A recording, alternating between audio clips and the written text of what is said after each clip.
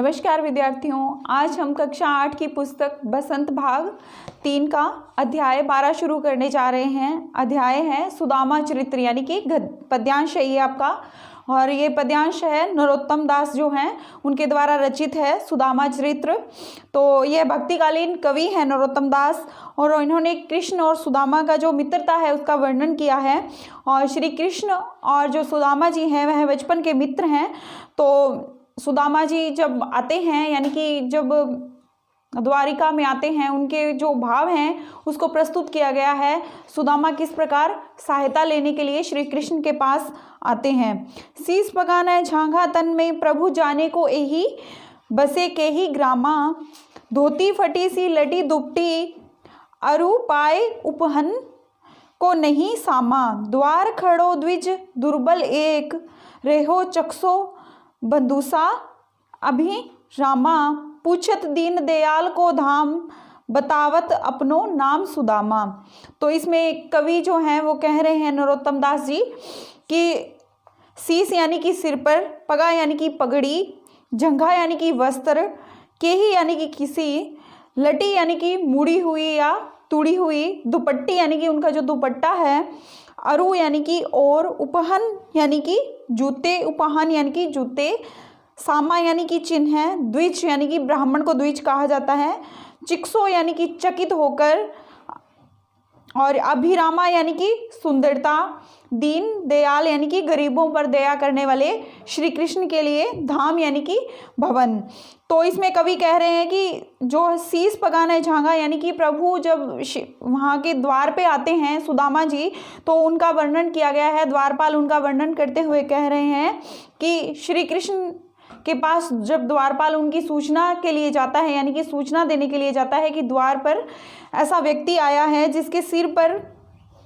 पगड़ी नहीं है, वस्त्र, और शरीर पर उसके वस्त्र नहीं हैं, और न जाने वह किस गांव से आया है, उसका गांव भी पता नहीं है, और उसने फटी हुई सी धोती पहन रखी है, दुपट्टा है वह भी फटा हुआ है, अरु पाए पहनत नहीं सामा, यानी कि उसने पाँव में जूते भी नहीं पहन रखे हैं, खड़ो द्विज ब्राह्मण दुर्बल एक, यानी कि वह ब्राह्मण है, वह दुर्बल यानी कि निर्बल, और जो सहायता प्राप्त करने के लिए आया होगा शायद, और एक दुर्बल सा जो व्यक्ति है वह चकित होकर आपके भवन को, यानी कि आपके महल को चकित होकर देख रहा है, और वह आपका भवन पूछ रहा है और अपना नाम सुदामा बता रहा है। अगला इसका पहरा है, ऐसे बेहाल बियावन सो, पग कंटक जाल लगे पुनि जोए, हाय महादुख पायो सिखा, यानी सखा यानी कि मित्र, तुम आए इते न किते दीन खोए, देखी सुदामा की दीन दशा, करु किरके करिना निधि रोए, पानी परात को हाथ छुयो नाही, नैनन के जलसों पग धोए। बेहाल यानी कि बुरा हाल,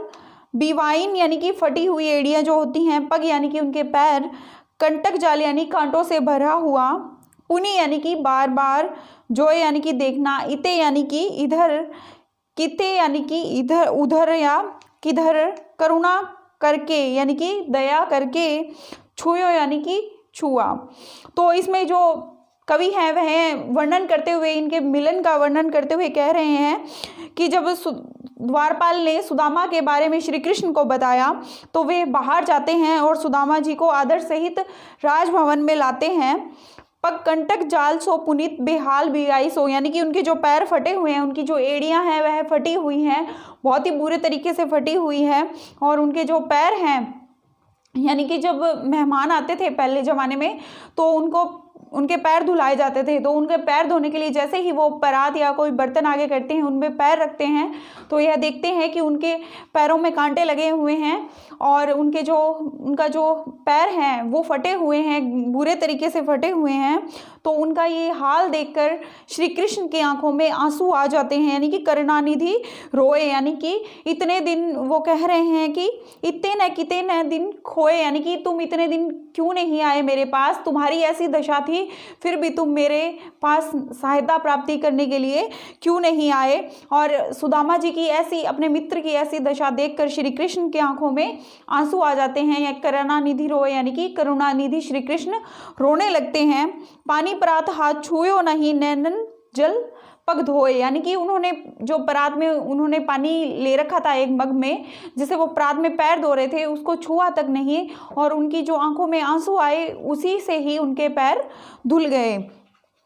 अगला पद्यांश है, कछु भाभी हमको दियो सो तुम काहे न देत, चापी पोटरी काख में रहो कहू के ही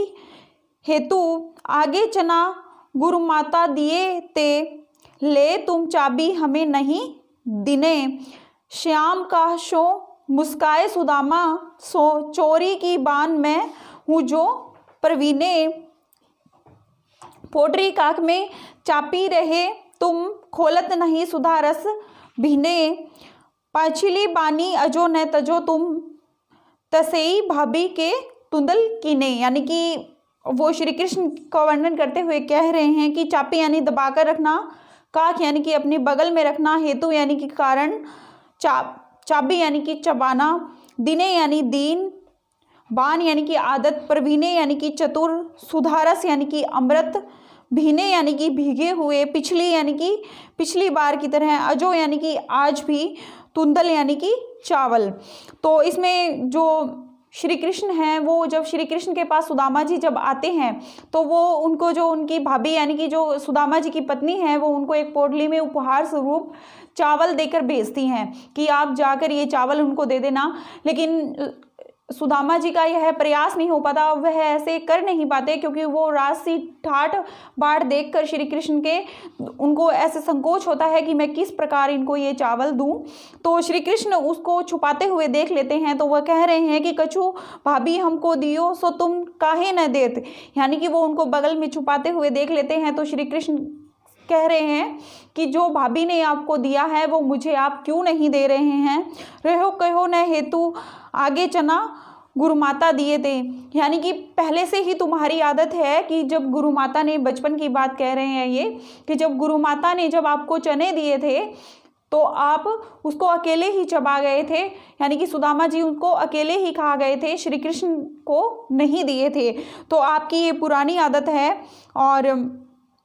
और यह कहकर श्री कृष्ण मुस्कुरा रहे हैं और कह रहे हैं कि तुमने अभी तक ये चोरी की जो आदत है तुम्हारी, तुम उसमें आज भी प्रवीण हो, यानी कि सिद्ध हो, और तुमने आज तक ये आदत छोड़ी नहीं है। पोटरी काख में चापी रहे तुम, खोलत नाही सुधारस भीने, यानी कि तुम इसको छुपा रहे हो। जो भाभी ने मेरे को अमृत समान जो भीगे हुए चावल मेरे लिए भेजे हैं, तुम उनको छुपा रहे हो, मेरे को देना नहीं चाहते, और तुम आज भी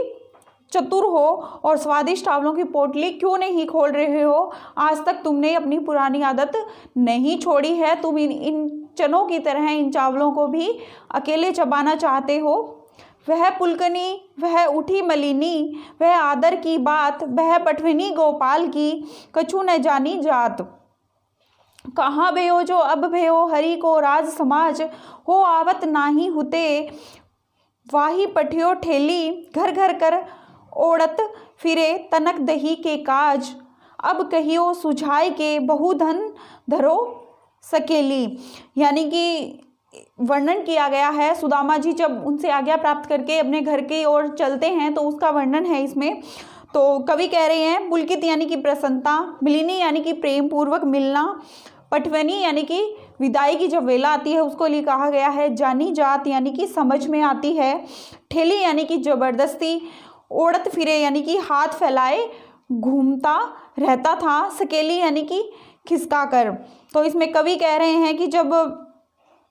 सुदामा जी की वहाँ से जाने की घड़ी आती है तो उनको श्री कृष्ण उनको उपहार स्वरूप कुछ नहीं देते हैं। यह देखकर सुदामा जी के मन में विचार आते हैं और कि वह निराश होते हैं मन ही मन कि मेरे को बिना उपहार या बिना किसी चीज़ के भेज रहे हैं। उनकी पत्नी ने शायद उनको इसलिए भेजा था कि वो उनकी सहायता करेंगे, वो आना नहीं चाहते थे, लेकिन वो आए, क्योंकि वो इसलिए आए क्योंकि उनकी पत्नी ने उनको कहा था कि आप उनके पास जाइए, आपको सहायता देंगे श्री कृष्ण। तो इस प्रकार उनके मन में खिन्नता हो रही है। तो वो मन ही मन सोच रहे हैं कि जब मैं यहाँ आया था तो श्री कृष्ण ने बड़े आदर सम्मान के साथ मेरा स्वागत किया था और यहाँ से मेरे को खाली हाथ विदा कर रहे हैं। इस प्रकार वह मन ही मन घर औड़त फिरे तनक दही के काज, यानी कि वह मन ही मन अपने पत्नी के प्रति क्रोध व्यक्त करते हैं कि जिस विचार से उन्होंने मुझे यहाँ भेजा था वह पूरा नहीं हुआ और हट करके भेजा था, तब वह उसे समझाकर कहेंगी, लो तुम्हारी कृष्ण ने तुम्हारे लिए बहुत सारा धन भेजा है, इसे संभाल कर रख लो। यानी कि वो उनको व्यंग्य पूर्वक ऐसा कहेंगे, तो इसलिए इसमें ऐसा कहा है। तो अगला आपका पद्यांश है, वे सोई राज समाज बने गज बाजी घने मन सभ्रंग छायो केंधो परयो कहू मारक भूली के फिरे की अब द्वारिका आयो भोन बिलोकबे को मन लोचत सोचत ही सब गांव मझायो पूछत पाड़े फिरे सब सो अब झोंपड़ी को कहूँ खोज न पायो। तो गज बजी यानी कि हाथी घोड़े, घने यानी कि बहुत सारे, सभ्रम यानी कि संदेह हो रहा है उनको, छायो यानी कि भ्रम से भर जाना यानी कि किसी चीज़ का, भवन यानी कि भवन, बिलोकेबे यानी कि देखने के लिए, लोचत यानी ललचाते हुए, मझायो यानी कि खूब खोजा, पाड़े यानी कि सुदामा पांडे यानी कि जो पंडित थे उनके लिए कहा गया है। तो सुदामा जी के इसके बारे में यहाँ पे ऐसा वर्णन किया गया है कि जब सुदामा जी द्वारिका से जब अपने घर को लौटते हैं तो वहाँ से वह आश्चर्यचकित हो जाते हैं क्योंकि उनको अपनी झोंपड़ी नहीं मिल रही है। तो वह जब अपने गांव में पहुँचते हैं तो वहाँ का जो दृश्य है वह देखकर वैसे ही राज समाज बने गज बजे घने सभ्रम छायो, यानी कि वह अपने घर का जो हालात है उसको देखकर चकित हो जाते हैं। झोंपड़ी की जगह द्वारिका की तरह यहाँ भी राजभवन है और भव्य भवन दिखाई दे रहा है। द्वारिका के समान यहाँ भी हाथी घोड़ों की जो भीड़ है वह लगी हुई है और उनको यह भ्रम हो रहा है। केंधो परियो मारू भूली, यानी कि मैं क्या पता मैं मार्ग भूल कर द्वारिका वापस तो नहीं आ गया, उनको ऐसा भ्रम हो रहा है।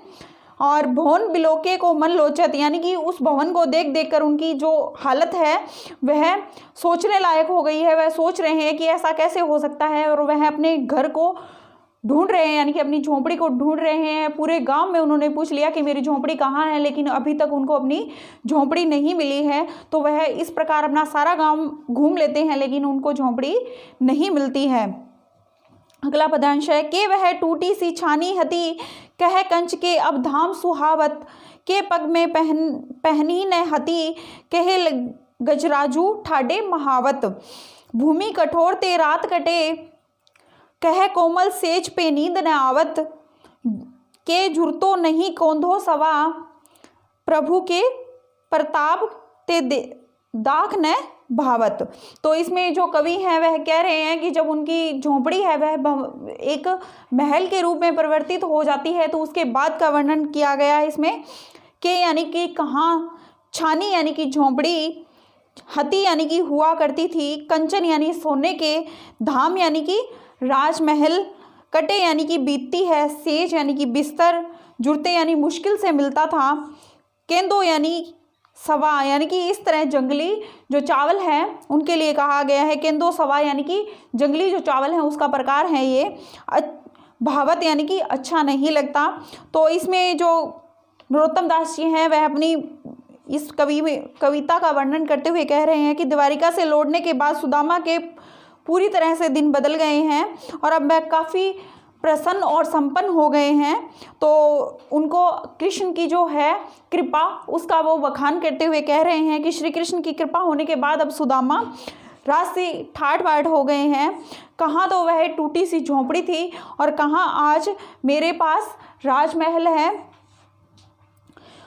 कहाँ पैरों में जूती यानी कि पहनने को पाँव में जूती तक न थी और कहाँ अब जो हाथी लिए हुए लोग जो महावत हैं वह उनके स्वागत के लिए तैयार खड़े हैं, यानी कि महावत उनकी सेवा करने के लिए खड़े हैं, ऐसा वर्णन कर रहे हैं।